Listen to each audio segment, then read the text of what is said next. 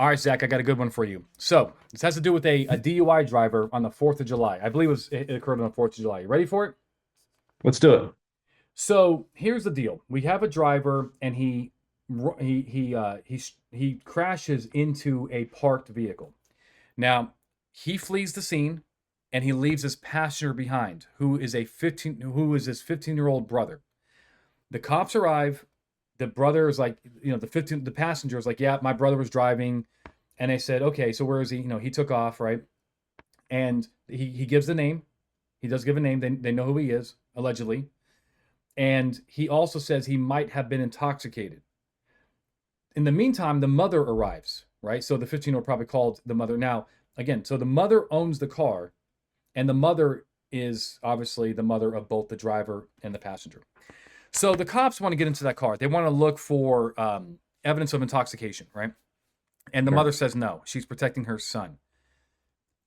Now the cops think about inventorying, but they decide not to inventory. So I want you to let me know if you think that's a good idea or not. Or can we just inventory the car regardless? But she is willing and able to take the car from the scene, so the car is not wrecked up and it's drivable. So we they consider inventory, but I guess they don't do an inventory ultimately, but address that issue. And at the end of the day, the question for you is, could they have, with these facts, with these bare facts, do you think that they could have gotten into that car and searching for evidence? Yes or no?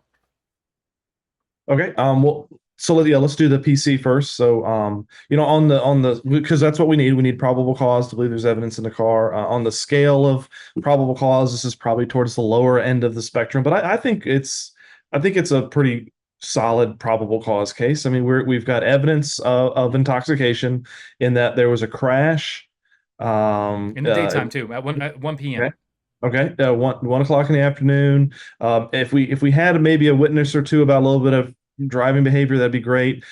We have the brother saying he might have been intoxicated, and then he fled the scene. So there's that guilty conscience aspect of it. So I think all of those factors together, a reasonable. If we brought that information to a judge, I think a judge would certainly issue a search warrant for evidence of intoxication in the vehicle. Hmm. Also, we need to corroborate who the driver is. We've got the passenger saying it was his brother and mom saying it was her son, but there's nothing that says that we can't search for duplicative evidence. We already know he's the driver, but we still need to prove this thing beyond a reasonable doubt. So his ID being in the car would be beneficial, maybe some of his personal property. Right. So those two things, ID in the driver and evidence of intoxication, I think we've got enough facts for probable cause.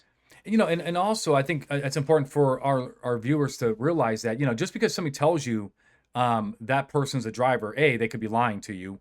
And B, if they don't show up to court, we may have a hearsay issue, right? So, we Exactly. want we want our own evidence. I mean, we want independent corroboration, just like you said. We want to kind of prove for ourselves that if push comes to shove and the brother doesn't show up to court to testify against his brother, which he probably won't, right?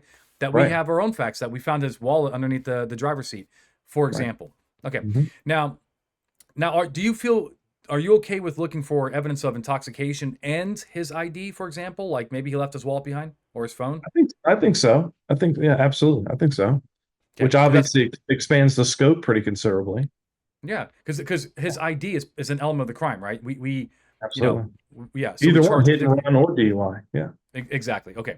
Yeah. Now, what about their debating the inventory, right? Hey, what about just kind of circumventing the lack of consent and maybe this PC issue by just, you know what? Hey, just inventory the car. Let's just tow it for safekeeping. We know mom is here, but we'll tow it anyway. What do you think about that question?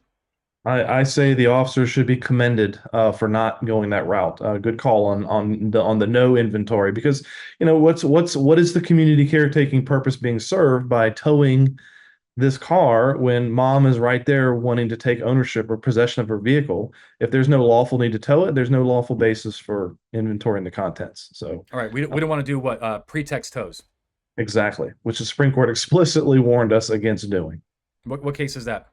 That was the Opperman case, or no, I'm sorry, the Bertine case. The Colorado versus Bertine. They talked about pretext, Okay. potentially invalidating inventory. Yeah, and Opperman is probably more generic on it, but they did say, that there was no evidence in Opperman, which is a tow case Mhm. of a criminal investigation, right? It wasn't for evidence of crime; it was just for safekeeping of the guy's gold watch, right?